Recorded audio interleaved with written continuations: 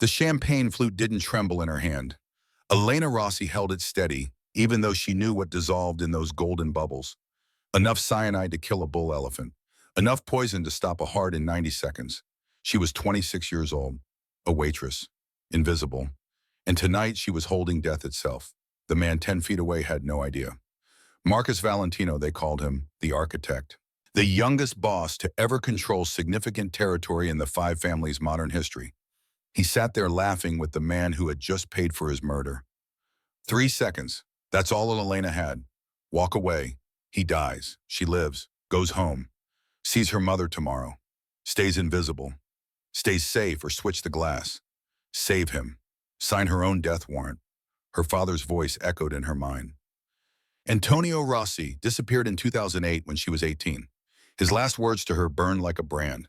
There are lines you don't cross, Elena, even in hell. But he never taught her what happens when someone forces you over them. The clock on the wall read 9:47 p.m. Elena took a breath, adjusted her tray, and walked straight into the lion's mouth. If you want to know what happens next, you need to understand how we got here. How an invisible woman became the most dangerous person in New York City. How one choice in 3 seconds changed everything. This is that story. And it starts 8 hours earlier. The alarm went off at 1:45 p.m. Elena woke in her studio apartment in Bensonhurst. Small, clean, cramped. Photos covered every surface. Her father in his prime. Her mother on better days. Memories of a family that used to be whole. On the nightstand sat her father's watch. Broken. Stopped at exactly 3:47 p.m. The moment he vanished from her life forever. She touched it. A daily ritual, a prayer to a ghost. Her phone showed 3 missed calls. All from Mama. Elena called back. Yes, Mama, I'm fine. Yes, I'm working tonight. A pause. No, I'm being careful. Angela's voice crackled through the speaker. 54 years old, but sounded older. Those people you serve, Elena, they're not regular customers. I know, Mama. They're dangerous. I'm invisible. That's how I survive. Silence on the line. Then her mother's taw. That sound carried 15 years of fear. Your father thought he was invisible too. Elena hung up, stared at herself in the bathroom mirror, practiced her invisible face. Neutral, forgettable. The face that let her move through rooms full of killers without drawing a glance. The face that kept her alive. She thought about her father, about the last time she saw him. 15 years old, Uncle Lorenzo's underground poker room in Bensonhurst, 2014, before everything went wrong. The air smelled like cigar smoke and desperation. Cards slapped on felt. Money changed hands. And young Elena learned the family trade. Not killing, not drugs, something more useful. How to disappear. Lorenzo showed her the moves. Palming cards, sleight of hand, the kind of tricks that made objects vanish and reappear. Fast fingers, faster than the eye could follow. Your dad fixes problems for bad people, kid. Lorenzo's weathered hands guided hers. You need different skills. How to disappear, how to see, how to survive. Her fingers moved. The ace of spades vanished from her right hand, appeared in her left. Natural talent, Lorenzo said, pride in his voice. Rossi blood. Across the room, Antonio Rossi watched. Her father's face showed pride, but also fear, like he knew what was coming, like he could see the future, and it terrified him. 3 years later, he was gone. The subway to Manhattan took 40 minutes. Elena stood pressed against the door, observing, always observing. The businessman in the expensive suit kept his left hand in his pocket. No wedding ring. But the tan line gave him away. Meeting someone he shouldn't. The teenager 3 seats down had quick hands, palming a wallet from the tourist's bag. Clean. Professional. Nobody noticed. The elderly woman counting pills, rationing medication because she couldn't afford the prescription. Elena saw it all, Uncle Lorenzo's voice in her memory. People show you who they are every second. You just have to watch. In her world, not watching got you killed. The train emerged from underground. Manhattan rose around her, steel and glass and money, a different universe from Bensonhurst. She crossed that border every day. Invisible servant entering the kingdom of kings. Ristorante Paradiso sat on the Upper East Side. The kind of place where entrees cost $200. Where politicians and hedge fund managers brokered deals over aged Barolo and white truffles, where the real power in New York gathered after dark. Elena entered through the staff door at 6 p.m. Marco, the maitre d', stood in the kitchen. 45 years old, normally calm. Tonight he was sweating despite the aggressive air conditioning. His face looked pale, sick. "Marco, you okay?" He jumped at her voice, forced a smile. "Special guest tonight, table 4. Around them, the other staff moved faster than usual. Nervous energy crackled through the kitchen. Chefs barked orders. Waiters checked and rechecked their stations. Someone whispered, "The architect is coming." Another voice, "Don't make eye contact." Elena felt it then, the weight in the air, like the atmosphere before a storm. Something was different tonight. Marco's phone buzzed. He checked it. His face went from pale to gray. Elena touched his arm. "Marco, seriously, what's wrong?" He grabbed her wrist, urgent, desperate. His grip hurt. "Elena, tonight, just serve. Don't listen. Don't remember." Bueno, his eyes pleaded. "For your own sake." "What are you talking about? Men like Valentino don't notice waitresses." He released her. "Keep it that way." He walked away before she could respond. Lena stood alone in the kitchen, heart beating faster, hands steady by force of will. 7 years she'd worked here. 7 years invisible. Tips paid her rent. Overtime covered her mother's heart medication. And she never asked questions about the men in expensive suits who tipped 40% and left before dessert. Never asked why they spoke in code, why bodyguards stood by the door, why certain tables were always reserved. She knew better. Her phone buzzed, text from Mama. "Be safe tonight, baby. I love you." Elena texted back, "Always love you." But her hands trembled as she typed. At 8:30 p.m., the black Mercedes S-Class pulled up outside. Elena watched through the window. The driver emerged first. Tall, military bearing. Carlo. Everyone knew Carlo. He scanned the street, spoke into an earpiece, then opened the rear door. Marcus Valentino stepped out. 6'2", midnight blue Tom Ford suit that cost more than Elena's annual salary. Salt and pepper hair at his temples. Sharp jaw, eyes like shattered obsidian. Dark, reflective, utterly unreadable. A scar traced his left cheek. Thin, white. Old violence marked on young skin. He was 34 years old but carried the weight of a much older man. Power aged you in this world. Responsibility. The knowledge that men wanted you dead. Carlo entered first, swept the room, checked exits, nodded. Marcus walked in. The restaurant didn't go silent. That would be too obvious, but conversations dropped in volume. Eyes found their plates. Everyone suddenly very interested in their food. Elena approached with the wine list. Marcus sat at table 4, the best table. Corner position. Back to the wall, clear view of all entrances. He didn't look up immediately, studied the menu like it mattered. But Elena knew better. He was scanning, assessing, cataloging every face, every potential threat, including her. 7 years you've worked here? His voice was low, controlled, the kind of voice that never needed to rise because people listened the first time. Elena kept her professional mask. Yes, sir, you have excellent memory. Now he looked at her. 3 full seconds of assessment, not sexual, clinical, calculating threat levels, even from a waitress. Memory keeps me alive, miss. Elena, sir. Elena. He tested the name, tasted it. The 1982 Brunello, 2 glasses. She poured the wine. Her hands didn't shake. But she felt his eyes on her the whole time, like he was seeing something, reading something, a puzzle he couldn't quite solve. For a moment, the architect looked almost curious. Then his mask returned, cold, distant, untouchable. Elena retreated to her station, invisible again, but something had shifted, some connection made. And in this world, connections got you killed. Vincent Costa arrived at 8:45, 42 years old, designer suit that didn't quite fit anymore, like he'd lost weight or gained worry. He saw Marcus, smiled, too many teeth. Dom, Marcus, sorry, habit. A nervous laugh. Marcus nodded. Vin. They shook hands. Vinny sat. Elena refilled water glasses, invisible, listening. Remember when your old man ran things? Vinny's voice carried false cheer. Those were good days. Real family business. Marcus's jaw tightened, barely visible. But Elena caught it. My father's time is over. We're legitimate now, Vin. Construction, real estate, clean money. Right, Vinny laughed again. Clean. He checked his watch. First time. Marcus noticed. Elena saw him notice. The conversation continued. Business talk. shipments from Jersey, contracts in Queens. Words that sounded legitimate, probably weren't. Vinny checked his watch again, 3 minutes later. His phone buzzed. He glanced at the screen. Elena stood close enough to see. Text message, Cyrillic letters, Russian. Dmitry 21:30. Dmitry, 9:30 p.m. Why was Marcus Valentino's underboss texting Russians?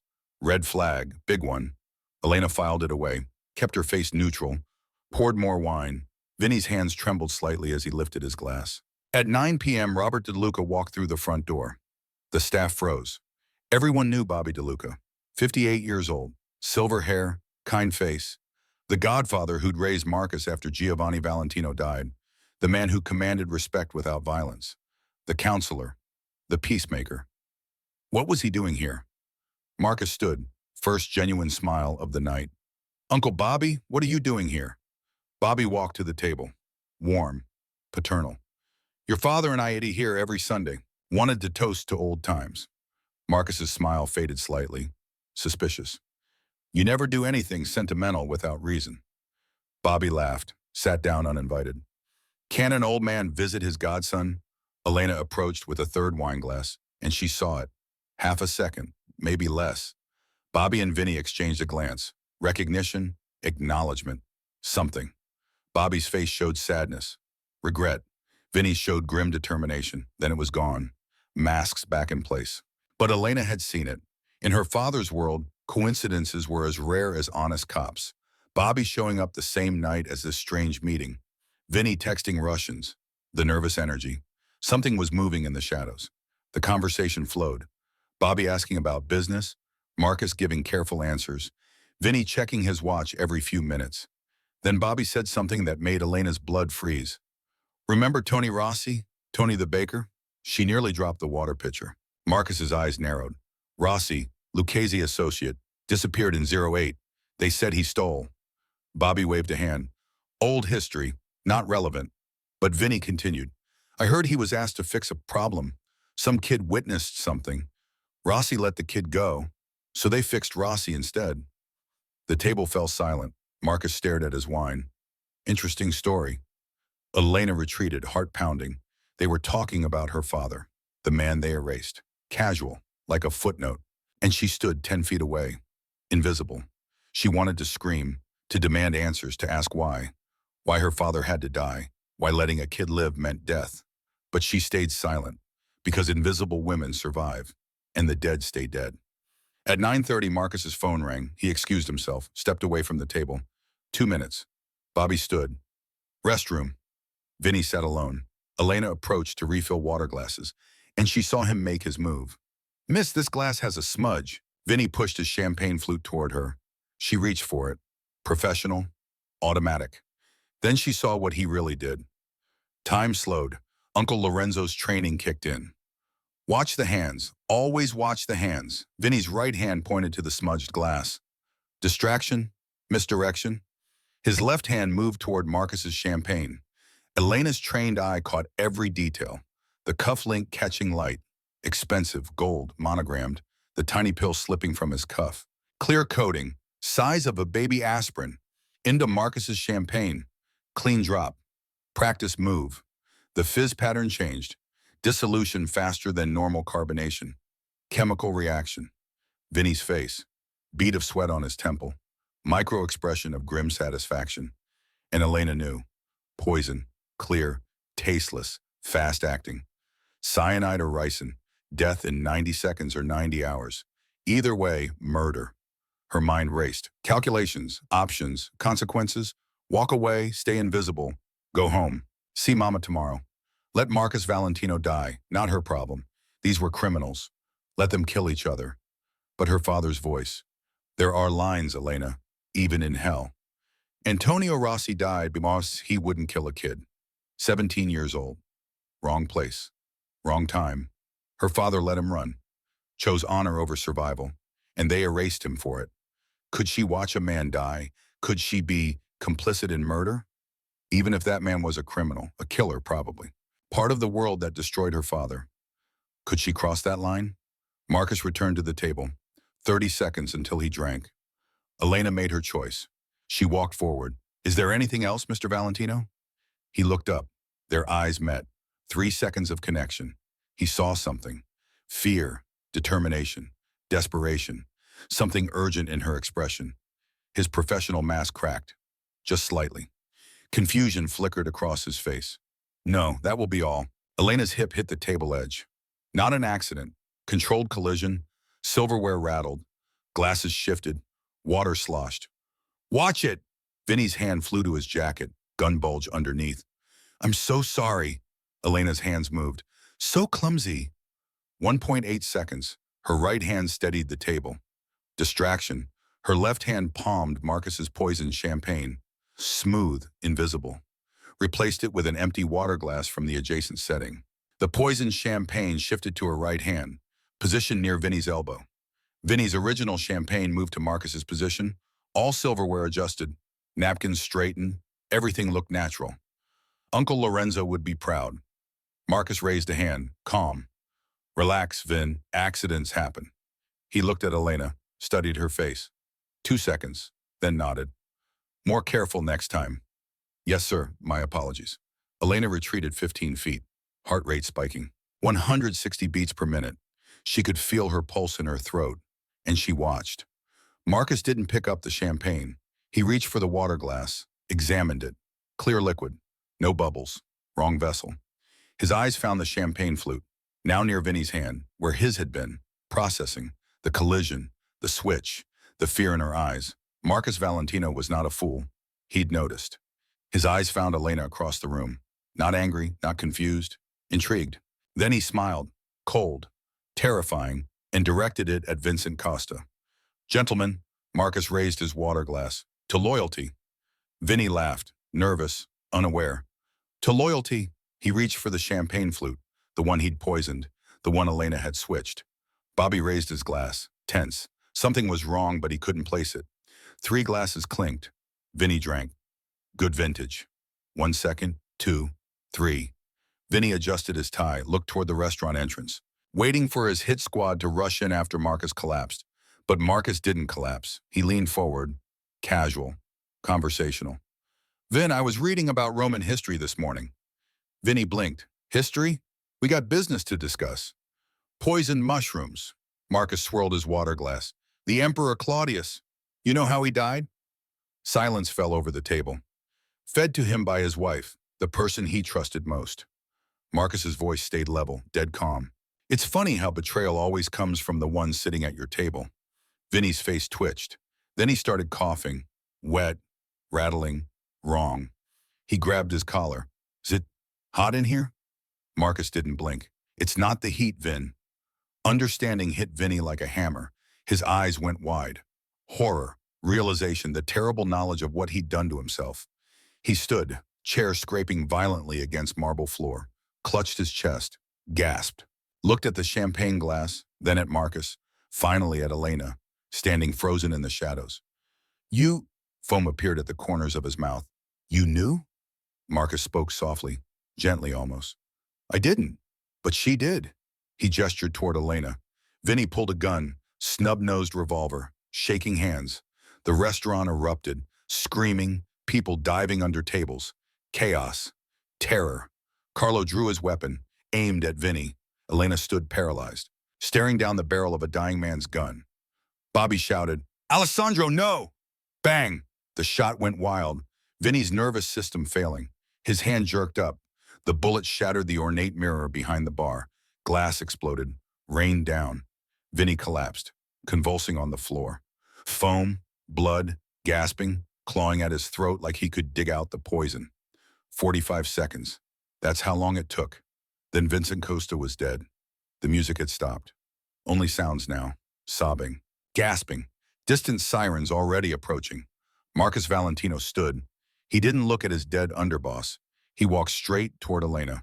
Marcus towered over her. 6'2", expensive cologne, gunpowder, danger radiating off him like heat. You have a name? Elena's voice came out as a whisper. Elena. Elena. He tested it, tasted it. You just killed a made man of the Gambino family. She found her voice, trembling but defiant. I saved your life. His lips curved. Not quite a smile. Same thing. He glanced toward the front door. But his crew is outside. They saw you make the switch. Elena looked. 3 men in leather jackets, pushing past Marco, guns visible. The lead man was massive, 6'4", 280, face like a sledgehammer. Tommy the Ox Rosselli, Vinny's cousin, known for tire iron beatings, for asking questions never, for violence that made grown men weep. His eyes locked on Elena. Recognition, rage, murder. Marcus spoke quietly. If you stay here, you're dead in 90 seconds. If you come with me, you might live through the night. Elena looked at Tommy advancing, at the gun in his hand, at certain death approaching. She thought of her mother, waiting up, worrying, but she'd already crossed the line. The moment she switched that glass, she chose visibility over invisibility, action over silence. Go, she said. Marcus grabbed her hand, iron grip. Move. Bobby appeared, face pale. Alessandro, what are you doing? Marcus ignored him, pulled Elena toward the kitchen. Tommy roared, stop them! Bullets hit the wall behind Elena's head. Plaster exploded. They burst through the kitchen doors. Chefs scattered. Carlo appeared from nowhere, leading them to the back exit, the alley, the black Mercedes SUV already running. Carlo at the wheel. Boss, who is? Drive. Marcus shoved Elena into the back seat, dove in after her. We're burned. More gunfire. Bullets sparked off the armored plating. The SUV tore out of the alley, clipped a dumpster, metal screaming, tires smoking. They hit 3rd Avenue at 60 miles per hour. Elena pressed against the leather seat, hyperventilating, reality crashing down. I'm a waitress. Her voice broke. I serve wine. I don't do this. I don't. Marcus handed her a water bottle, unscrewed the cap first. You're not a waitress anymore, Elena. She took it, hands shaking so hard water spilled down her chin. What am I? Marcus looked at her, really looked, like he was seeing her for the first time. The most valuable asset in New York City. He paused, and the biggest target. The city blurred past, lights, sirens, a world transforming. Elena Rossi had been invisible her whole life. Survival through silence, safety through insignificance. Her father taught her the rules. There are lines, even in hell. But he never taught her what happens when you cross them. When you go from invisible to the most visible person in the city, when you go from serving death to becoming it, the broken watch on her nightstand stopped at 3:47 p.m., the moment her father vanished. Now her own clock had started, and she had no idea when it would stop. The George Washington Bridge rose before them like a steel cathedral. Elena watched Manhattan disappear through the rear window. Red and blue lights multiplied behind them. Police, ambulance. The whole machinery of law enforcement converging on Ristorante Paradiso, converging on a crime scene she'd created. Marcus sat beside her in silence, not touching, giving her space. But his presence filled the SUV like static electricity before a storm. Carlo drove with military precision, weaving through traffic, every move calculated, no wasted motion. Her phone buzzed, Mama calling. Elena reached for it. Marcus's hand caught her wrist, gentle but firm. Don't. My mother. She'll worry. They'll trace it. His voice held no anger, just fact. Vinny's crew has people. Police, FBI, every agency. They'll triangulate your signal in 30 seconds. Find your mother in 60. Elena stared at the phone, Mama's name glowing on the screen. I need to tell her I'm safe. You're not safe. Marcus released her wrist, and neither is she, not until we're off the grid. The phone stopped ringing, went to voicemail. Elena imagined her mother listening, waiting, worrying, like she'd worried for 15 years. Since Antonio disappeared, history repeating.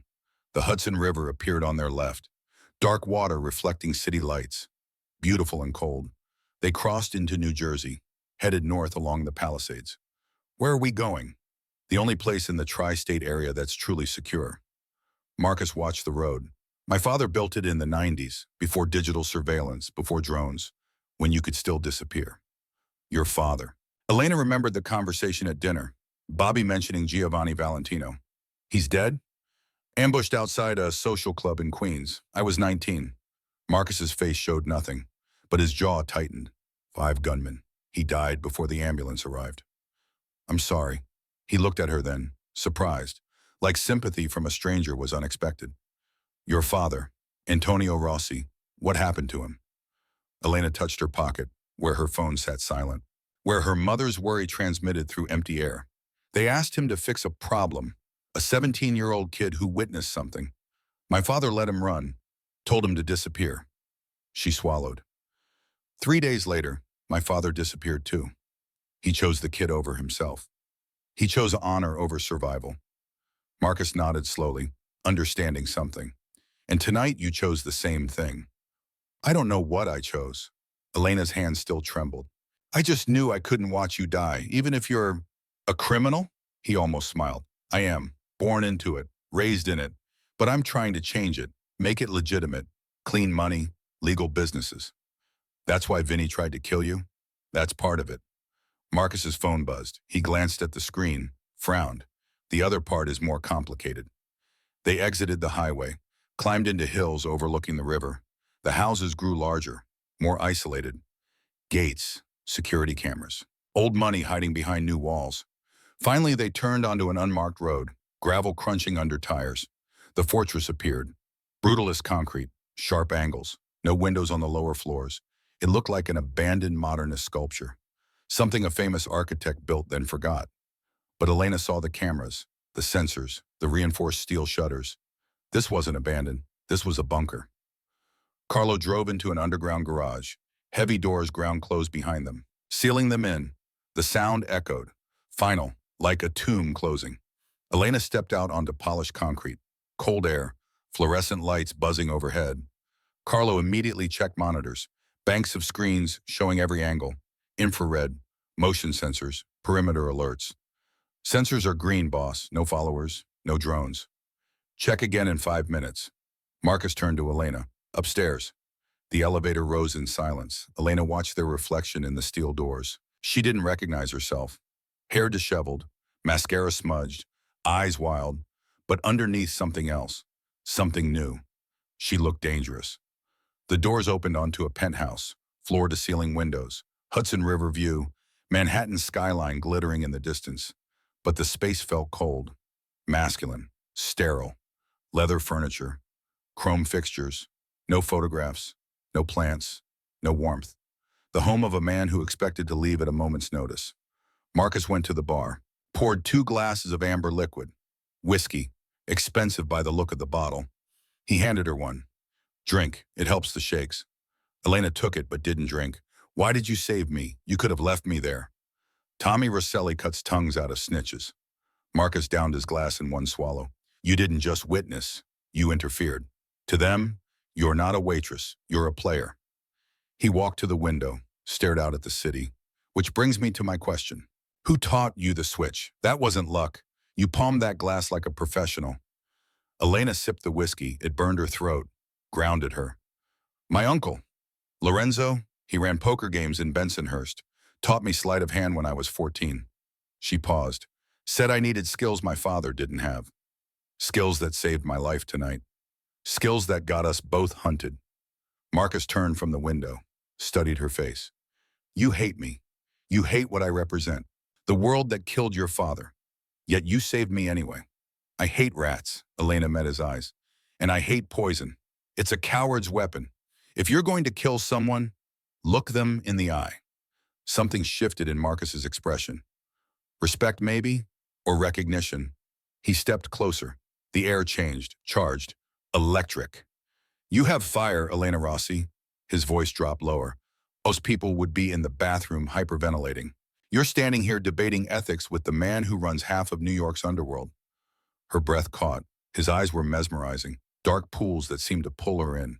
What happens now? Now, Marcus stepped back, breaking the spell. Carlo scrubs your apartment, makes it look like you packed a bag and ran. Buys us time. Time for what? To find out who backed Vinny. He was ambitious, but stupid. He wouldn't move against me without heavy support. Marcus's phone rang. The screen showed Uncle Bobby. He answered. Put it on speaker. Bobby? Alessandro. Bobby's voice sounded concerned. Perfect concern. Are you hurt? What happened? Vinny tried to poison me. What? That's insane. Where are you? Safe. The waitress saved me. She's with me now. A pause, half a second too long. The waitress? She's with you? That pause, that tiny hesitation. Marcus heard it. Elena saw his face change. Why does that matter, Bobby? It doesn't. I just... Another pause. Be careful, Alessandro. Trust no one until we sort this out. The call ended. Marcus stared at the phone. 15 years. He'd trusted Bobby DeLuca for 15 years. The man who raised him after Giovanni died. His godfather. His counselor. And something in that phone call was wrong. Carlo's voice crackled over the intercom. Boss, perimeter breach, north gate. Marcus moved, fast, gun in his hand before Elena could blink. Stay here. Lock the door. If anyone but me tries to come in, he pointed to the balcony. There's a ledge, 20 stories up, but it runs along the building. Use it. Marcus, do it. He was gone. Elena rushed to lock the door. Her hands shook again. The adrenaline wearing off, shock setting in. Then she heard it. Automatic weapons fire. Loud, distinct, from the main living area. Shouting, Russian accents, more gunfire.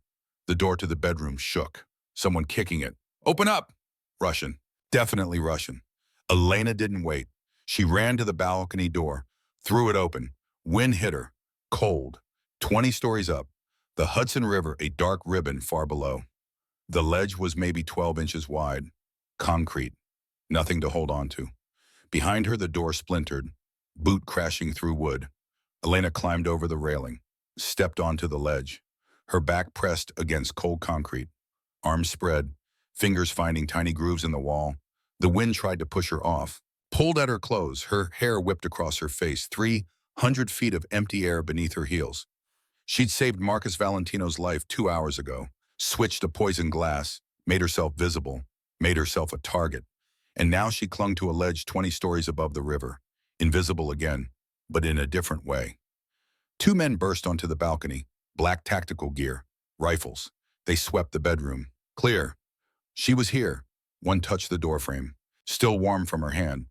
Check balcony. Elena held her breath, eyes closed. One slip meant death, heavy boots on concrete.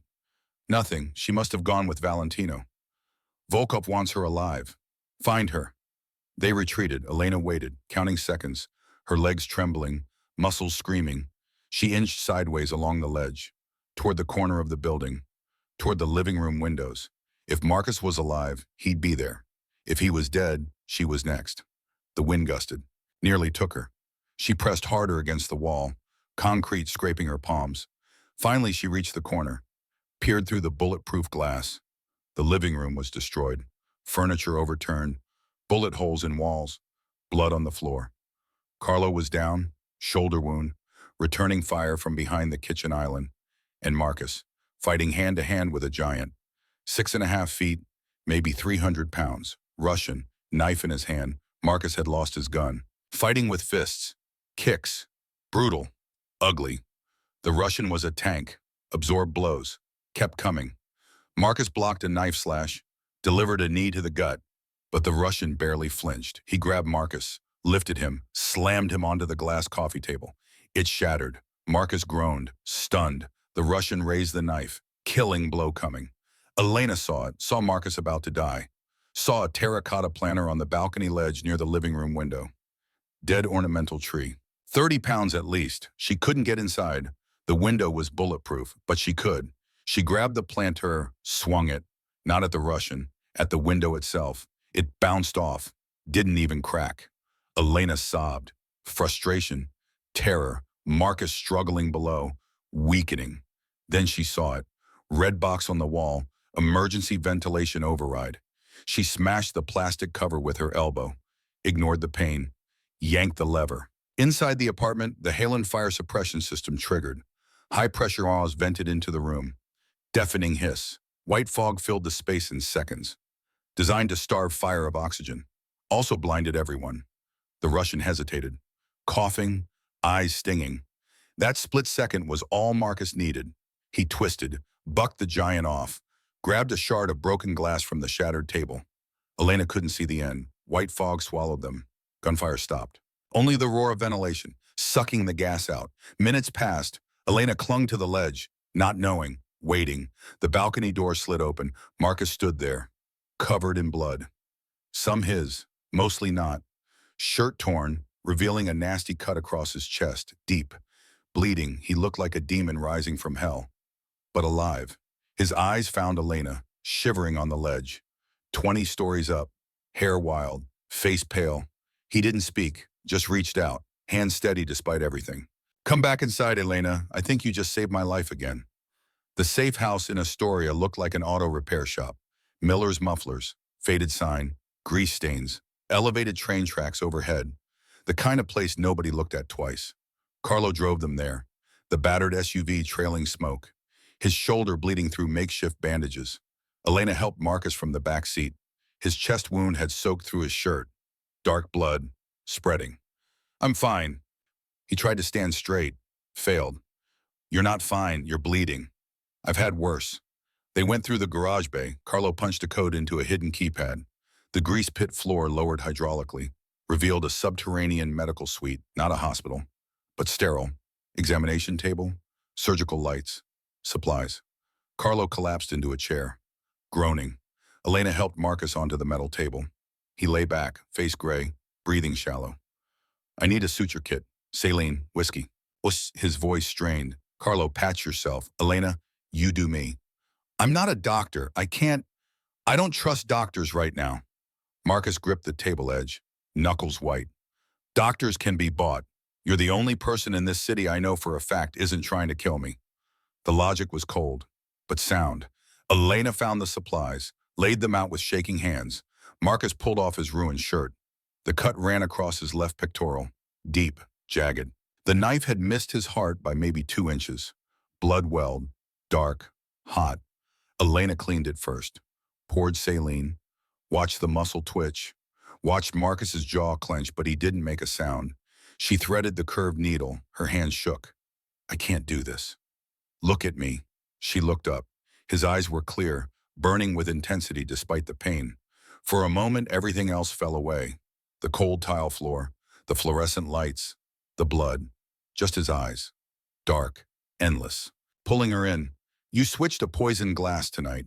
His voice was barely above a whisper now. You stood on a ledge 300 feet up. You triggered a fire suppression system to save me. He reached out. His hand cupped her face, thumb brushing her cheek. Gentle, reverent.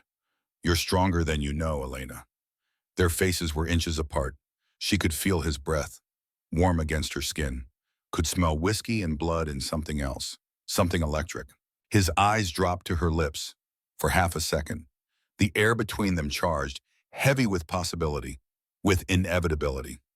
Elena's heart hammered, not from fear, from something else entirely. She leaned in, just slightly. Marcus's hand slid from her face to her wrist, steadying, anchoring, but not pulling her closer. Not yet. Just stitch. His voice was rough, strained, like the words cost him. The moment broke. Reality crashed back. Elena nodded, swallowed. Just stitch. She picked up the needle, her hand still shook, but differently now, and she did it. The first stitch was the hardest, needle through skin, through muscle, pulling it closed. Marcus drank whiskey straight from the bottle but didn't make a sound. 22 sutures total. Elena's world narrowed to needle and thread, blood and whiskey, the rhythm of closing a wound. When she tied the final knot and taped the gauze, exhaustion crashed over her. She slumped against the metal cabinets, slid down to sit on the cold tile floor. Marcus sat up slowly, tested the bandages, looked at her, really looked. Then he slid down to sit beside her on the floor. Their shoulders touched. Neither pulled away. Silence stretched, the kind of silence that forms between people who've seen too much, done too much, survived too much together. Why? Elena asked quietly. Why did the Russians attack? How did they get in? Marcus took another pull of whiskey, handed her the bottle. The security system wasn't bypassed. It was deactivated from the inside. Elena drank. The burn was welcome. Who? 3 people have those codes, me, Carlo. He paused, jaw tightening. And Bobby DeLuca. The man who raised him, the godfather, the counselor. You trust him? I did. Marcus's voice went hollow. He negotiated the truce with Volkov 5 years ago, kept the peace. Or so I thought. Volkov, the Russian? Alexei Volkov, head of the Bratva in Brighton Beach. Marcus stared at the ceiling. My father killed his brother, Dmitri, in 1998. Turf war, old grudge. And Bobby sold you out to him? Bobby sold everyone out. Marcus turned his head, looked at her. I have nothing left, Elena. My underboss dead, My consigliere a traitor. My soldiers probably bought off or hunted. I'm a king without a kingdom. Elena looked at the stitches on his chest, thought about the cyanide in the glass, thought about her father. A small man in a big machine that crushed him. You're not dead. As long as the king is alive, the kingdom is just on pause. Marcus stared at her, and the atmosphere shifted. The adrenaline was gone, replaced by something else, something magnetic. He reached out, handcuffed the back of her neck, thumb traced her jaw. You should run. Take the cash in the safe here. Go to Oregon, change your name. His face was inches from hers. She could feel his breath. I can't. I'm the girl who's switching the glass. Volkov won't stop looking. Her voice dropped to a whisper. And I don't want to run. Marcus closed the distance, kissed her. Not gentle. It tasted of whiskey and blood and desperation, a seal on a pact forged in violence. Elena kissed him back, her hands tangled in his hair, grounding herself in the chaos. When they pulled apart, Marcus rested his forehead against hers. If we stay, we go to war. We're outnumbered 100-1. Elena pulled back, eyes flashing with sudden dangerous clarity. We don't need numbers, Marcus. Volkov thinks you're dead or running. He thinks he's won. She stood, wiped blood from her hands onto her apron, still wearing it, still dressed as a waitress. When men think they've won, they celebrate. And when they celebrate, they get sloppy. She looked down at him. Where will Volkov go to crow about his victory? Marcus stood slowly, understanding dawning. The Onyx Room. Neutral ground. Midtown. High security. Private. He paused. If Bobby and Volkov are sealing the deal, they'll do it there tomorrow night. Can you get a gun inside? Impossible. Metal detectors. Pat-downs. Elena smiled. Cold. Learn from him. For a guest, maybe, but nobody checks the staff. Carlo looked up from his chair, arm in a sling. It's suicide, boss. You can't send her in there. But Marcus was already thinking, calculating. You can't walk in, Marcus. You're 6'2". You have a hole in your chest. Your face is on every wanted poster in the tri-state area. Volkov has a bounty on you. $500,000. Volkov is looking for a terrified waitress in a uniform. Elena's voice hardened. He's not looking for someone else. 6 hours later, Elena looked in the mirror and didn't recognize herself. She'd cut her hair, long dark locks gone. Now a jagged platinum blonde bob.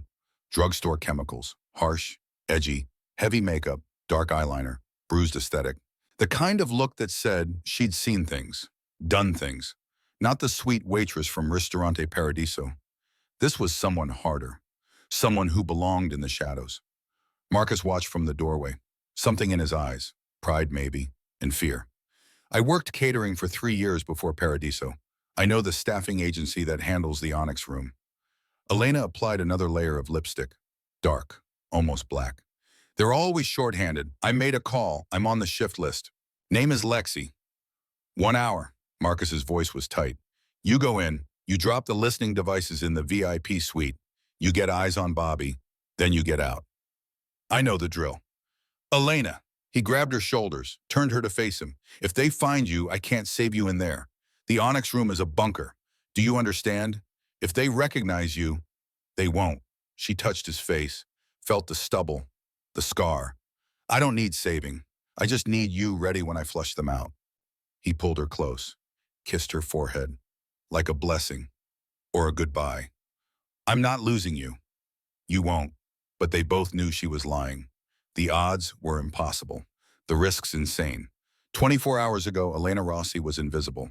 A waitress, someone who served wine and asked no questions. Now she was walking into the most dangerous nightclub in New York, disguised, wired, hunting the men who wanted her dead.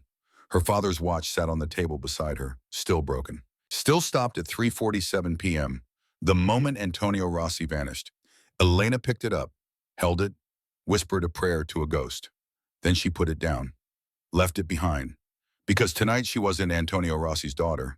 She was someone new, someone dangerous, someone who'd crossed every line. The Onyx Room sat beneath a street level in Midtown Manhattan. Black marble, gold velvet, deep house music that you felt in your chest. The kind of place where billion-dollar deals happened in shadow booths, where power gathered after dark. Elena entered through the staff door at 9 p.m. Platinum blonde, heavy makeup, different uniform, same invisible role. Just a bartender filling in where the money was. Her earpiece was hidden under her hair. Marcus's voice crackled. I'm in position, 3 blocks away. Thermal imaging shows 6 heat signatures in the VIP section. Copy? Elena kept her voice low. Adjusted her collar like she was fixing her uniform. Not talking to anyone. She moved through the crowd with a tray of crystal tumblers. The music pounded, bodies pressed together, money and sweat and desperation mixing.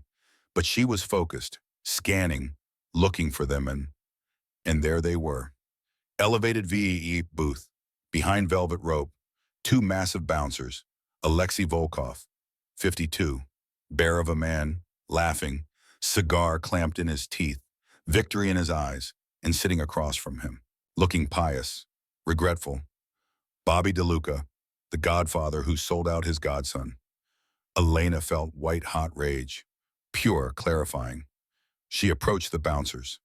Drinks for Mr. DeLuca. They checked her tray. Unopened bottles, sealed ice bucket, no weapons. Go ahead. She stepped into the lion's den. The noise faded slightly. Acoustic privacy. Bobby was speaking. Marcus was a problem. Too much honor, not enough business sense. The city needs stability, Alexei. It needs us. Volkov poured vodka. And the girl? The one who switched the glass? Bobby lied smoothly. Dead. My men found her body in the river this morning. Valentino is bleeding out somewhere. It's over. Elena set the tray down, 3 feet from the men who wanted her dead. Compliments of the house. She kept her head down, voice raspy, bored. As she placed the ice bucket, her left hand moved. Quick, practiced, small black disc, high-gain transmitter, stuck under the lip of the table. Wait, Volkov's voice. Elena froze. He grabbed her wrist, bruising grip, pulled her closer. His pale blue eyes scanned her face, cold, calculating. You have nice hands, too nice for service work. Elena's heart hammered. If he recognized her eyes, the shape of her face under the makeup. Bartender. She kept her voice raspy, different. I just fill in where the money is. Volkov stared. 1 second, 2. Bobby interrupted, annoyed. Let her go, Alexei. We have business. Volkov released her. Get out. Bring more ice. Elena turned, walked away. Didn't run. Measured pace. Tired worker at shift's end. I'm out, she whispered into the mic. Device is planted. Marcus's voice, relief flooding through. Good. Now get to the exit. We have audio. We have confession. But then the music cut out. Lights slammed on, blindingly bright white. Volkov's voice boomed over the PA system. Ladies and gentlemen, we have a slight security breach. A little bird who likes to listen. Elena stopped near the kitchen doors, blood turning to ice. Lock the doors. Heavy steel exit doors slammed shut. Magnetic clang. Final. Marcus, Elena whispered, panic rising. They locked the doors. I know. His voice tight, engine revving in background. They jammed the signal. They found the bug immediately. A beat. It was a trap, Elena. They knew you were coming. No, she looked back at the VIP booth. Bobby stood at the railing, looking down with pity. Volkov smiled, scanning the crowd. We are looking for a woman, blonde hair, dressed as staff. Bring her to me, you all go home. Hide her. I burn this place down with everyone inside. Every head turned. Hundreds of eyes scanning, searching. Desperate people. Terrified people. Looking for her. Elena backed into the kitchen. Heart pounding so hard she thought it would burst. Trapped. Marcus's voice, quiet, deadly. Stay away from the door. Get down. Wait, because I'm not using the door. And then the entire back wall of the Onyx room exploded inward. The explosion was thunder given form. Brick and drywall disintegrated. Kitchen equipment twisted like aluminum foil. A massive black delivery truck reversed at full speed through the loading bay wall. Dust filled the air. Thick, choking. White powder that turned everything ghostly. Elena hit the floor, arms over her head. Debris rained down, chunks of concrete, shattered tile. The whole world shaking. The truck ground to a halt, engine roaring, surrounded by destruction. The back doors flew open. Marcus Valentino stepped out, not wearing a suit. Tactical vest over his bandaged chest. Black cargo pants, boots. And in his hands, an M4 carbine rifle. He looked like war incarnate. His eyes scanned the destroyed kitchen. Found Elena on the floor, covered in dust, but alive. I told you. He racked the rifle's charging handle, sharp, metallic snap. I don't trust staff entrances. The kitchen doors burst open. Volkov's men, 3 of them. Submachine guns raised. Marcus fired first. Controlled bursts, professional, precise. 2 men dropped. The third dove behind a prep station. Marcus grabbed Elena, pulled her behind the truck's engine block. Solid steel. Cover. Can you shoot? He pressed a Glock 19 into her hands. Heavy, cold, real. I've never fired a gun in my life. Point and pull. Don't hit me. Bullets tore through the kitchen, punching holes in stainless steel, sparking off equipment. The noise was deafening. Marcus leaned out. Fired. The M4 barked. The third man went down. From the driver's seat, Carlo appeared, shoulder still bandaged, sawed-off shotgun in his good hand. He thrust it through the shattered windshield, unleashed a buckshot toward the kitchen doors. The blast bought them seconds of silence. We move now. Marcus looked at Elena. Stay on my hip. If I drop, you leave me and run for the truck. I'm not leaving you. Something flickered in his eyes. Fear, pride, both. Then let's take back the city. They burst into the main club floor. Chaos. Complete chaos. The civilian crowd stampeded toward emergency exits, screaming, trampling, a human wave of terror. Marcus fired into the ceiling. Clear the floor. The crowd scattered to the edges, left the center dance floor open. On the VIP balcony, Alexei Volkov stood like an emperor, face twisted in rage. He pointed down at them. Kill them! All of them! 3 Russian mercenaries rappelled from the balcony railing. Tactical gear, combat trained, firing as they descended on ropes. Marcus shoved Elena behind a marble pillar. Return fire. He caught 1 mercenary mid-air. The man went limp, tangled in his rope, hung there swaying. The other 2 landed, took cover behind the bar. Glass exploded as bullets chewed through bottles, alcohol and blood mixing on the floor. Elena pressed against the pillar, heart hammering. The Glock in her hands felt like it weighed 1,000 pounds. Bullets chipped away the marble, inches from her face. Stone fragments cut her cheek. She squeezed her eyes shut, raised the gun around the pillar's edge, pulled the trigger blindly. The recoil nearly broke her wrist. The gun jumped, climbed. Her shots went wild. Lower, Marcus yelled, changing magazines, smooth, fast. You're shooting the ceiling lights. He broke cover, slid across the alcohol-slicked floor, like an action movie, like this was choreographed. He reached a velvet sofa, took cover, put 2 rounds into the second mercenary's chest, but he was slowing down. The stitches in his chest had torn, dark stains spreading across his tactical vest. Blood loss, exhaustion, pain. Marcus! Elena screamed. The third mercenary was flanking him. Coming around the bar, weapon raised, Marcus turned. Too late, the Russian aimed, center mass, point blank, and Elena moved. Not thinking. Pure instinct. Muscle memory from a life she didn't know she had. She stepped out from the pillar, both hands on the Glock, the way she'd seen on television, on movies, in her nightmares, aimed, squeezed the trigger, bang. The recoil jarred her arms. The noise deafened her. The Russian's head snapped back. Red mist. He collapsed, dead before he hit the floor. Elena stood frozen. Smoke drifted from her barrel, the smell of gunpowder, of death. She'd just killed a man. Marcus stared at her, then struggled to his feet, bleeding, exhausted, but alive. Nice aim. The dance floor was empty now except for them. The music had stopped. Only sounds were distant sirens and heavy breathing and someone crying. Slow clapping echoed from the balcony.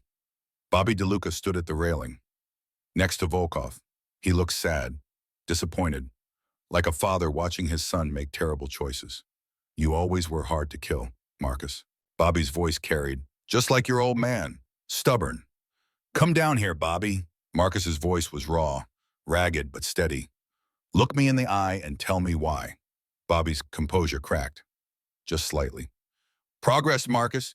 The old ways are dead. Honor doesn't pay the bills. Volkov offered us the ports, the unions, everything. All we had to do was remove the boy king who wouldn't play dirty. My father trusted you. Your father was going to do the same deal, Bobby shouted, the mask falling completely. Giovanni was negotiating with Volkov's father before he died. Bobby's voice dropped, dangerous, like he was finally telling a truth he'd buried for decades. Do you know why your father killed Dmitry Volkov in 1998? Do you know what started this whole goddamn war? Marcus said nothing, waiting, because Dimitri was protecting a witness. Bobby's eyes found Elena, a Lucchese associate who refused to kill a kid, a mechanic named Antonio Rossi. Although Elena's world tilted, her knees went weak. Marcus's hand found her arm, steadying her. Your father. Bobby looked at Elena with something like pity. He was the witness Dimitri died for. Giovanni thought killing Dimitri would solve the problem. Instead, it started a blood feud that lasted 26 years. Marcus turned to Elena, understanding flooding his face, horror and recognition. Your father saved that kid. Dimitri protected your father. My father killed Dimitri for it. Marcus's voice was hollow, and Alexei spent 2 decades planning revenge. 2 families destroyed. Bobby spread his hands, all because one man chose honor over survival. That's what honor costs, Alessandro. Everything. Elena couldn't breathe. Her father's choice, Giovanni's violence, Dimitri's death, Volkov's vendetta, the glass she switched, all connected, a chain of blood stretching back 26 years. She looked at Marcus, the son of the man who killed to erase her father, standing beside her, protecting her. History should have made them enemies. Instead, it made them this. I've spent 15 years trying to fix what your father's broke. Bobby's voice cracked. Even now, even this, I'm trying to save you from their mistakes. By killing me? By removing you before it gets messier. Surrender the territory. Take exile. Argentina, maybe. I can keep you alive. And Elena? Bobby looked at her, standing there, platinum blonde, covered in dust and blood, gun still in her hands. The girl's a loose end, you know that. Marcus raised his rifle. Empty. He'd known it was empty, but the gesture mattered. She saved my life. And now she's the reason this war will never end. Bobby's voice softened. Let me deliver her. Buy your life, Alessandro. I'm begging you. The choice hung there, between them. 15 years of trust, of family, of love even, against one night, one woman, one switched glass. Marcus's answer was simple. He dropped the empty rifle, drew his sidearm, aimed at Bobby. She's my consigliere now.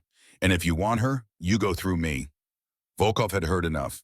He shoved Bobby aside, raised a gold-plated Desert Eagle, massive hand cannon, aimed at Marcus's exposed chest. Marcus reached for a new magazine. Too slow. Volkov fired. Boom! The Desert Eagle's thunder filled the room. But the bullet didn't hit Marcus. Elena had moved, sprinted from her position, tackled him, slammed her shoulder into his wounded chest. They hit the floor together, hard. The bullet buried itself in the marble where Marcus had been standing, exactly where his heart had been. Volkov roared, "You stupid girl!" Aimed again, this time at both of them, tangled on the floor. From the destroyed kitchen entrance, Carlo emerged. He didn't have a gun. He had the truck's flare gun. He fired. The red flare arced through the smoky air, hissing, trailing sparks like a comet. It didn't hit Volkov. It hit the heavy velvet drapes hanging behind him, directly behind the VIP booth. The old fabric caught instantly. Decades of dust, cigarette smoke residue, alcohol vapors. It went up like it was soaked in gasoline. Flames roared up the wall, yellow, orange, white hot, engulfing the VIP section in seconds. The fire suppression system had been disabled. Volkov's own men did it, to allow cigar smoking, to make the VIP section comfortable. Now that decision killed him. The heat drove Volkov back. He screamed, stumbled. The smoke blinded him. He toppled over the balcony railing. 20 feet, straight down. He crashed through the glass bar below, the same bar his mercenaries had used for cover. Alexei Volkov landed in a lake of spilled alcohol, surrounded by broken glass, by his own men's blood. He didn't move, didn't breathe. 20 years. 20 years he'd waited for revenge, for his brother Dimitri, for the old grudge, and it ended with fire, with gravity, with poetic justice. On the balcony, Bobby was trapped, flames on 3 sides, exit blocked. He looked down at Marcus, at Elena, at the life he'd tried to save and the life he'd tried to end. He didn't beg, didn't plead, didn't ask for mercy. He simply buttoned his suit jacket, straightened his tie, old school, proper, and stepped backward into the flames. Robert DeLuca burned with his sins. Marcus watched. No tears, just hollow acceptance. The man who raised him, gone. Elena touched his arm. Silent support. Sprinklers finally activated. Water rained down. Too late. Always too late. Police sirens converged. Multiple units. SWAT. FBI probably. We have to go. Carlo limped toward them. Now. Marcus grabbed Elena's hand. They ran. Through the destroyed kitchen. Over rubble. Past the stolen truck. Into the alley. Carlo was already in a different vehicle. A nondescript van, engine running. They piled in. Tires screamed. They disappeared into Manhattan's arterial system. Behind them, the Onyx room burned. Black smoke billowing into the night sky. Elena looked back through the rear window. Watched it burn. Watched her old life burn with it. 24 hours ago, she was invisible. Now she was infamous. Winter came to New York. The first snow fell on a Tuesday, light flakes drifting past the windows of Ristorante Paradiso. The restaurant had reopened. Repairs complete. Bullet holes patched. Mirrors replaced. Like that night never happened. But everyone knew it had. Marco had returned after 2 weeks of family emergency. Elena knew the truth. Marcus had paid for Marco's daughter's medical treatment. Leukemia. Expensive. The kind of debt that bought loyalty forever. Marco was grateful. Terrified. Both. And Tommy Rosselli, the ox who'd chased them through the kitchen that first night, word on the street was he'd fled to Miami within hours of the Onyx room fire. Last anyone heard, he was running a car wash in Coral Gables. Broken. Harmless. Living under an assumed name. Vinny's crew had scattered. Some arrested in the FBI sweep that followed the fire. Others simply disappeared. Melted back into the city's underworld. Leaderless. Powerless. The threat that had seemed so insurmountable 3 months ago had dissolved like smoke. Some problems solve themselves when you cut off the head. Marco approached table 4 with trembling hands. Still nervous. Always nervous now. Some fears never leave. He placed a bottle on the table. 1982 Brunello. The good vintage. For you, boss. His voice barely above a whisper. And for the Signora. Marcus Valentino sat in his usual chair. The corner, back to the wall, clear view of all entrances. Some habits don't die either. The scar on his cheek had faded. The wound on his chest had healed. Left another scar, added to the collection. But the hardness in his eyes remained. You don't survive what he survived and come out soft. He poured the wine himself. Old ritual, new meaning. Across from him sat Elena, not wearing an apron, not carrying a tray, not invisible. She wore a tailored black dress, expensive designer. The kind that screamed power without saying a word. Her hair had grown out, no longer platinum blonde, back to her natural dark, but cut sharp, professional. A diamond tennis bracelet glittered on her wrist, gift for services rendered. For saving his life. Twice. 3 times. She'd lost count. She didn't look like a waitress anymore. She looked like the woman who owned the place. Because she did. Marcus had bought the deed the day after the fire, put it in her name. Ristorante Paradiso, Elena Rossi, proprietor. The staff treated her differently now. Respect, fear, both. She was the woman who'd walked into hell and walked out holding the devil's hand. Marcus raised his glass. To loyalty. Elena picked up hers. Swirled the red liquid. Old habit. Checking for sediment, for poison. Some habits she'd keep forever. She smiled, sharp, knowing, the kind of smile that made Marco nervous. To knowing who to trust. They clinked glasses. The door opened. Cold air rushed in. Snow swirled. A young man entered. Early 20s, cheap suit, off the rack, nervous energy.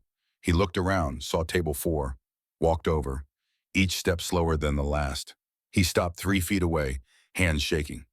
Mr. Valentino, He swallowed hard. I'm from Chicago, the outfit. My boss sent me. Marcus said nothing, just watched, waiting. The messenger continued, words tumbling out fast. They want to know if the rumors are true. They heard you have a new consigliere, someone outside the families. Someone. He looked at Elena, fear in his eyes. Someone dangerous. Marcus leaned back, casual, comfortable. His hand moved, rested on Elena's on the table.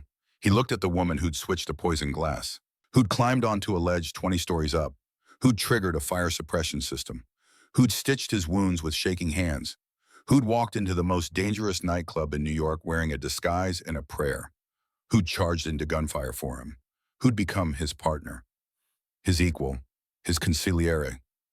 Tell Chicago the rumors are true. He smiled, not warm, not friendly, dangerous. And tell them if they ever try to cross me, they won't have to deal with me. He paused. They'll deal with her. Elena took a sip of wine. Her eyes met the messenger's. Cold, calm, the eyes of someone who'd seen death up close, who'd dealt it, who'd become it. She spoke softly, almost gently, but the threat underneath was diamond hard. Run along now, we're eating. The kid ran. Marcus watched him go, then turned back to Elena. You scared him. Elena cut her steak. Perfect. Precise. Good, I'm just getting started. Around them, the restaurant hummed with conversation. Power brokers, politicians, hedge fund managers, the usual crowd. But everyone gave table 4 a wide berth. Everyone knew who sat there now. Marcus and Elena, the architect and the woman who saved him. The king and his consigliere, partners in violence, in survival, in building something new from the ashes of the old. Marco refilled their water glasses, hands still shaking. Will there be anything else? No. Marcus didn't look at him. Leave the bottle. Marco practically ran away. Elena watched him go. He's terrified of me. He should be. I was him 3 months ago. Her voice held no regret, just fact. Invisible, serving, afraid. You were never invisible. Marcus's voice softened, just slightly, just for her. I saw you the moment you walked up to my table. Saw something, didn't know what, but something. And now? Now I see exactly what you are. What's that? Marcus leaned in, close enough that only she could hear. Dangerous, brilliant, loyal. He paused. Mine. Elena's breath caught.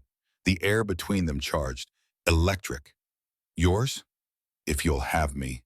She'd killed for him, bled for him, crossed every line her father taught her not to cross. But those lines were drawn by men who lived in a different world. A world where honor got you killed and invisibility kept you safe.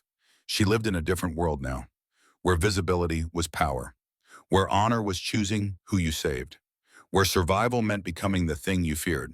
Her father's watch sat in her apartment, still broken, still stopped at 3:47 p.m., but she'd stopped checking it every morning, stopped whispering prayers to ghosts.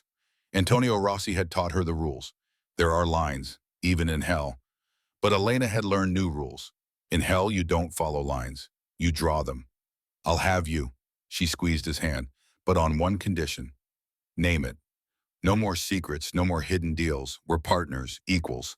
You don't make moves without telling me. Marcus studied her face, saw the steel underneath, the will, the power. Agreed. And we use this. She gestured to the restaurant, to the empire they were building. For good, legitimate business, clean money, like you wanted. That's 2 conditions. I'm just getting started. He laughed, real laugh, rare, precious, the sound of a man who'd found something he thought he'd lost forever. Hope. They ate in comfortable silence. Snow falling outside, the city transforming, white covering the dirt, the blood, the sins. But underneath, the city remained the same. Power, money, violence, the eternal dance. Elena Rossi had joined that dance, not as a victim, not as a servant, as a player, the legacy. After dinner, they walked. Marcus's car followed at a discreet distance. Carlo driving, always watching, always protecting. But Marcus and Elena walked alone, through the snowy streets of the Upper East Side, past brownstones glowing with warm light, past doormen in long coats, past the lives of people who'd never know their names. They walked in silence mostly, the kind of silence that only exists between people who've been through hell together. Finally, Elena spoke. I went to see my mother yesterday. Marcus glanced at her. How is Angela? Good, better. Elena's breath misted in the cold air. Her medication is working. New doctor, the one you recommended. I'm glad. She helped me with the foundation launch last week. Elena's voice gained strength, pride underneath. The Antonio Rossi Foundation. We awarded the first 5 scholarships, full rides, all of them kids who lost parents to this world. Marcus stopped walking, turned to face her. You did it. We did it, Elena corrected. Your money, my father's name, something good from all this blood.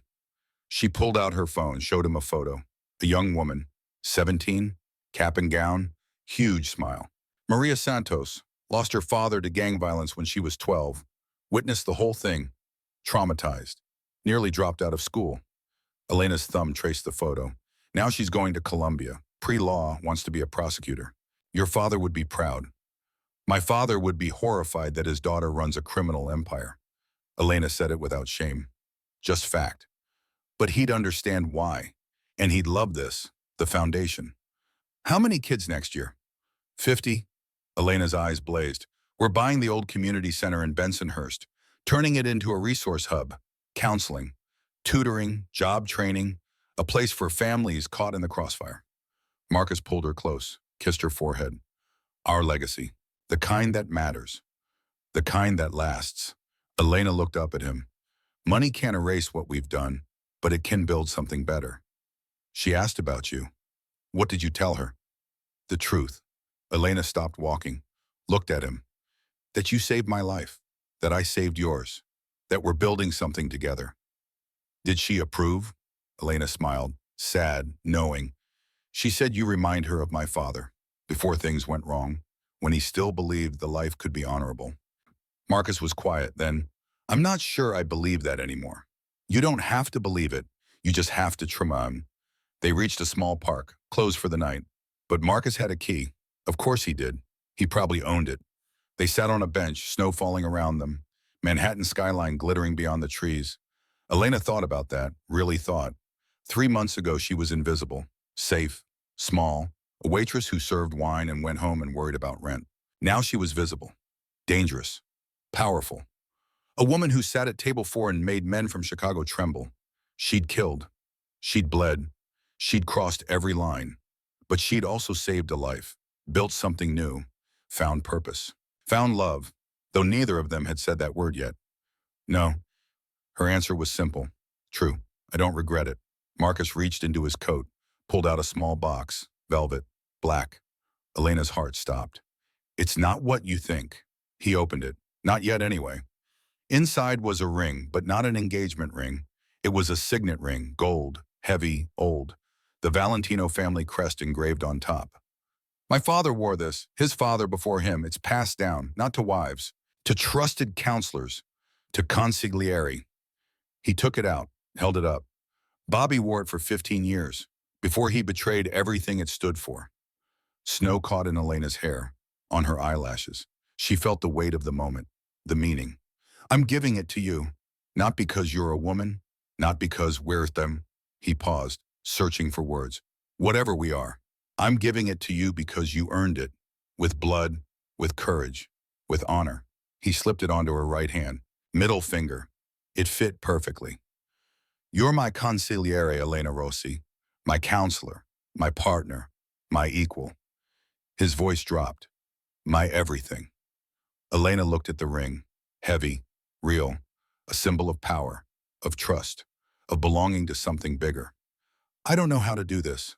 Her voice was small suddenly, vulnerable. I don't know how to be what you need. Neither do I. Marcus smiled. We'll figure it out together. He kissed her, soft, all soft, gentle. Different from the desperate kiss in the safe house. This was a promise, a beginning.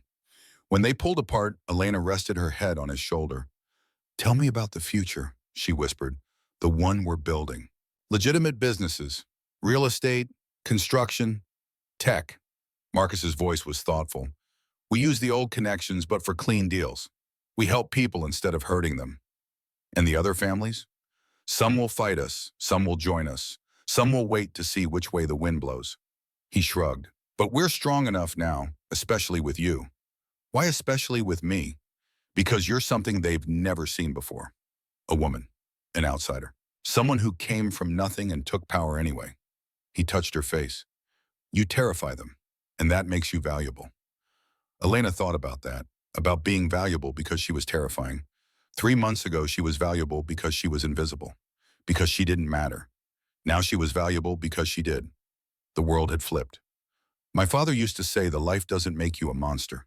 Her voice was distant, remembering. It reveals the monster you already were. Do you think you're a monster?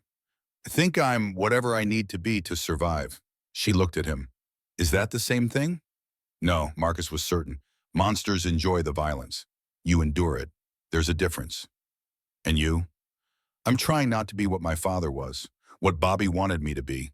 Cold, ruthless, willing to sacrifice anything. He paused. You changed that. The moment you switched that glass, you showed me there's another way. By poisoning a man? By choosing to act, to interfere, to say this is wrong and I won't allow it. He squeezed her hand. You could have walked away, stayed invisible, safe. But you didn't. You saw evil and you stopped it. At great cost. All good things cost. He stood, pulled her up. But they're worth it. They walked back to the car, snow falling heavier now, coating the city, hiding the ugliness underneath. Carlo opened the door. They climbed in, the warm interior, the leather seats, the barrier between them and the cold world outside. As they drove through Manhattan, Elena watched the city pass, the same city she'd crossed every day for 7 years. Invisible, unnoticed. But now she saw it differently. She saw the power structures, the hidden connections, the web of influence that held everything together. And she was part of it now. Not a fly caught in the web, a spider. The car pulled up to her building, not the cramped Bensonhurst studio anymore. Marcus had moved her to a penthouse in Tribeca. Secure, luxurious, hers. Come up. She said it like a question, but it wasn't. Marcus smiled. I thought you'd never ask. The truth. The penthouse was dark except for the city lights filtering through floor-to-ceiling windows. Elena poured them both whiskey, expensive stuff, the kind she used to serve. Now she drank it. They stood at the window, looking out over Manhattan, the island that had been her prison, her sanctuary, her battleground. Do you ever think about that night? Marcus asked. The moment you decided to switch the glass? Every day. What do you think about? Elena sipped her whiskey, felt the burn. I think about the 3 seconds I had to choose, how my whole life came down to that moment. Regret it? No, she was certain. But I wonder who I'd be if I'd chosen differently, if I'd walked away. You'd be invisible still. Marcus turned to face her. Safe maybe, but small, trapped in a life that was crushing you. I didn't know I was being crushed. That's what makes it worse. He set down his glass, took her hands. You were surviving, but not living. There's a difference. Elena thought about her old life, the subway rides, the tips, the fear, the constant, gnawing fear of being noticed, of mattering. Now she lived in fear too, but different. The fear of being targeted, of enemies, of the price of visibility. But she also lived, really lived, for the first time. My father died invisible. Her voice cracked, just slightly. They erased him. No funeral, no grave, just gone like he never mattered. But he mattered to you. And that's supposed to be enough? It has to be. Marcus pulled her close. Because that's all any of us get, to matter to the people we love. Elena leaned into him, felt his heartbeat, steady, strong, alive because of her. I'm scared. She admitted it, first time. I'm scared I'll end up like him, erased, forgotten. You won't. Marcus's voice was iron, certain, because you're not alone anymore, because I won't let you disappear. Promise? I promise, and they kissed, desperate, hungry, the kiss of two people who'd faced death and chosen life, who'd chosen each other. When they finally pulled apart, Elena led him to the bedroom, to the bed, to the intimacy that had been building for 3 months. They made love slowly, carefully. Marcus's chest still healing, Elena's soul still raw, but they fit together. Two broken people making something whole. Afterward, they lay tangled in sheets, moonlight painting them silver. Marcus traced the scar on her palm, from when she'd smashed the emergency panel, saved his life on the ledge. You're covered in scars now. So are you. We match, Elena laughed, soft, real. Is that what we are, matching scars? We're whatever we choose to be. She rolled over, faced him. Then I choose this, us, building something better.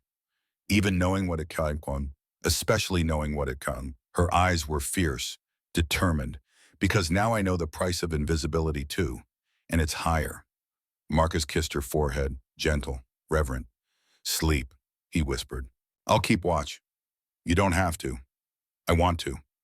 Elena closed her eyes, safe, protected, for the first time in her life, truly safe. Not because she was invisible, but because she was seen, known, valued. The broken watch sat on her nightstand. She'd brought it from the old apartment. Couldn't leave it behind. Still stopped at 3:47 p.m., still marking the moment her father vanished. But now it meant something different. Not an ending, a beginning. The moment that started the chain. That led to this night, this man, this life. Antonio Rossi had crossed a line, chose honor over survival, and disappeared. Elena Rossi had crossed a line too, but she hadn't disappeared.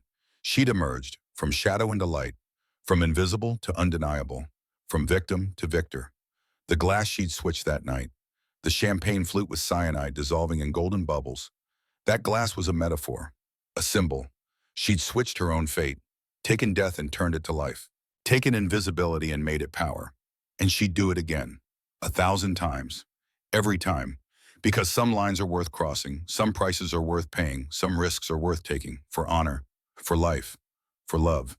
She fell asleep in Marcus's arms, the city glittering outside, indifferent, eternal.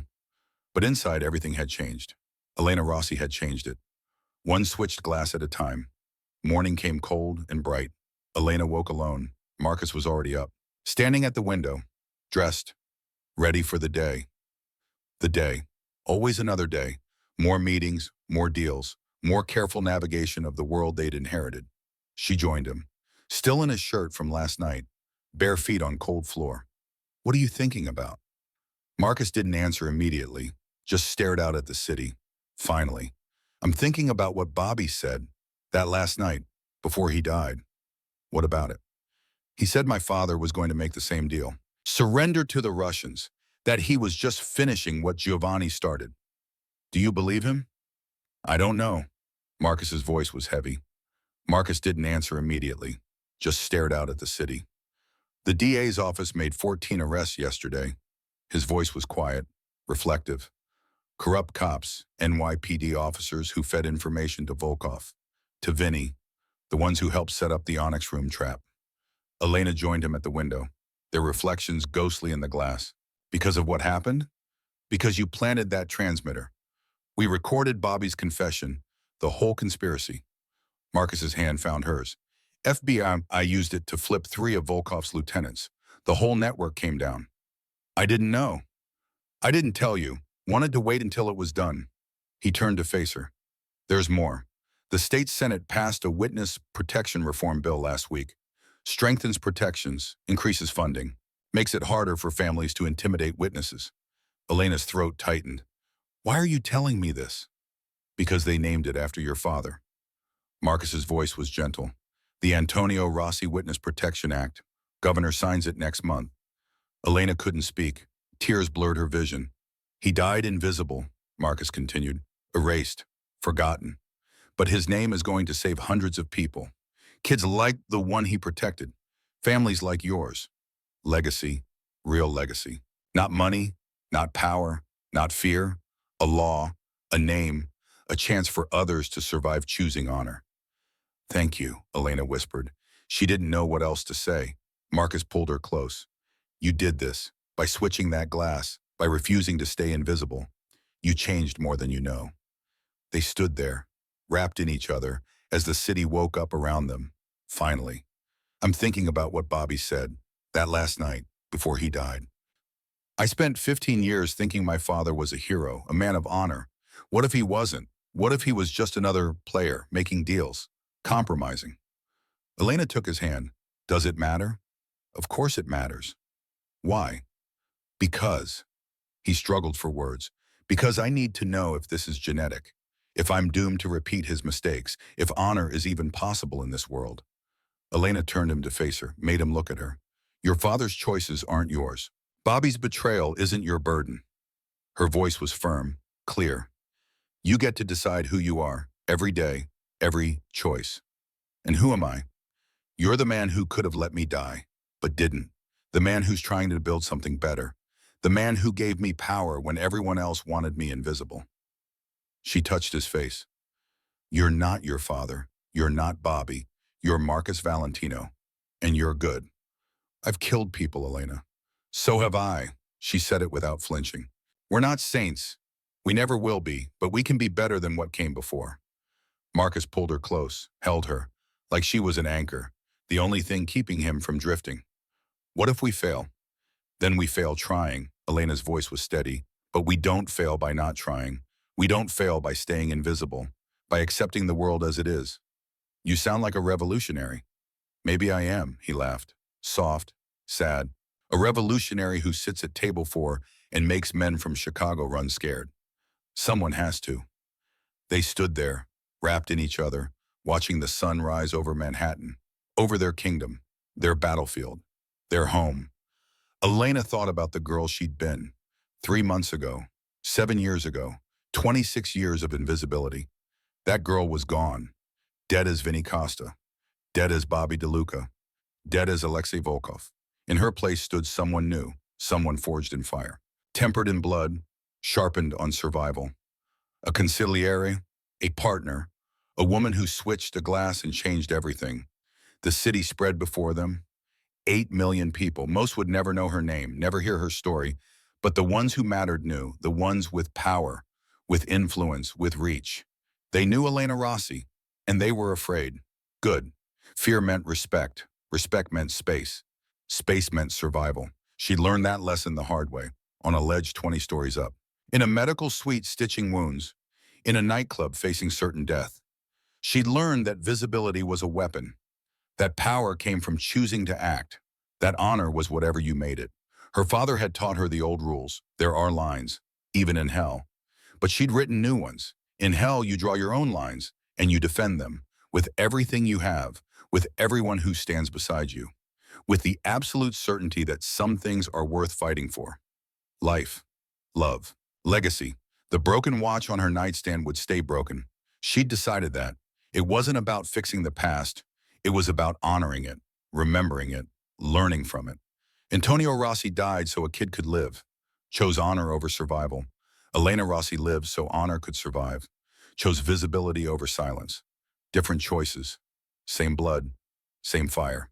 She looked at Marcus, at the man who'd walked into her restaurant and changed her world, the man she'd saved, the man who'd saved her back. Ready for today? She asked. Are we ever ready? No, but we go anyway. They dressed, prepared for battle, because every day was a battle, every meeting, every deal, every choice, but they fought together. Partners, equals, two people who'd crossed every line and found each other on the other side. As they left the penthouse, Elena took one last look at the broken watch, stopped at 3:47 p.m., the moment her father disappeared, the moment that started everything. She smiled, sad but certain. Thank you, Papa, she whispered, for teaching me the lines, and for showing me when to cross them. The elevator doors closed. They descended. Back to the world, back to the fight, back to the life they'd chosen. Together, always together. The glass had been switched. The poison turned to power. The invisible made undeniable. And Elena Rossi, once a waitress, now a queen, walked into her kingdom with her head held high. The end.